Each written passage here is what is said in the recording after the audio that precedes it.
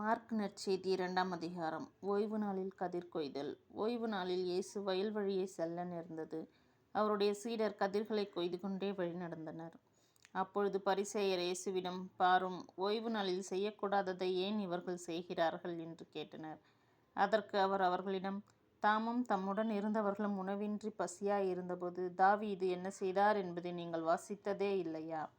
அபியத்தார் தலைமை குருவாய் இருந்தபோது தாவீது இறை இல்லத்திற்குள் சென்று குருக்களைத் தவிர வேறு எவரும் உண்ணக்கூடாத அர்ப்பண அப்பங்களை தாம் உண்டது மட்டுமன்றி தம்மோடு இருந்தவர்களுக்கும் கொடுத்தார் அல்லவா என்றார்.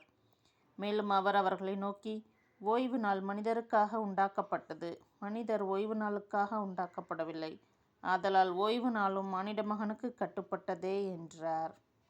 3ஆம் அதிகாரம். கை சூம்பியவர் ஓய்வு நாளில் நலமடைதல். அவர் மீண்டும் தொழுகை கூடத்திற்குள் சென்றார். அங்கே கை சூம்பியர் ஒருவர் இருந்தார். சிலர் இயேசு மீது குற்றம் சுமத்தும் நோக்குடன் ஓய்வு நாளில் அவர் அவரை குணப்படுத்துவாரா என கூர்ந்து கவனித்து கொண்டே இருந்தனர். இயேசு கை சூம்பியவரை நோக்கி, எழுந்து நடுவே நில்லும் என்றார். பின்பு அவர்களிடம், ஓய்வு நாளில் நன்மை செய்வதா தீமை செய்வதா, உயிரை காப்பதா அழிப்பதா, எது முறை என்று அவர் கேட்டார். அவர்களோ பேசாதிருந்தார்கள்.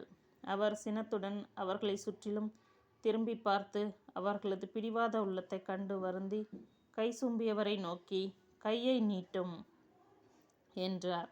அவர் நீட்டினார். அவருடைய கை மீண்டும் நலமடைந்தது. உடனே பரிசேயர் வெளியேறி ஏரோதியரோடு சேர்ந்து இயேசுவை எப்படி ஒழிக்கலாம் என அவருக்கு எதிராக சூழ்ச்சி செய்தனர். இயேசுவும் சீடர்களும்.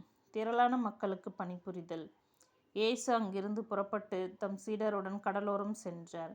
கலிலேயாவில் இருந்து பெருந்திரளான மக்கள் அவரை பின்தொடர்ந்தனர்.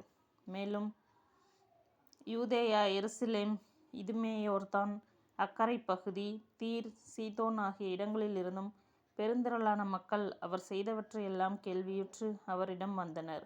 மக்கள் கூட்டம் தம்மை நெருங்கி விடாதவாறு தமக்காக படகு ஒன்றை முன்னேற்பாடாக வைத்திருக்குமாறு அவர் சீடருக்குச் சொன்னார். ஏனெனில் பலரை அவர் குணமாக்கியதால் நோயுற்றோர் அனைவரும் அவரை தொட வேண்டும் என்று வந்து அவர் மீது விழுந்து கொண்டிருந்தனர். தீய ஆவிகளும் அவரை கண்டபோதே அவர் முன் விழுந்து, இறைமகன் நீரே என்று கத்தின. அவரோ தம்மை வெளிப்படுத்த வேண்டாம் என்று அவற்றிடம் மிக கண்டிப்பாய் சொன்னார். ஆமென்.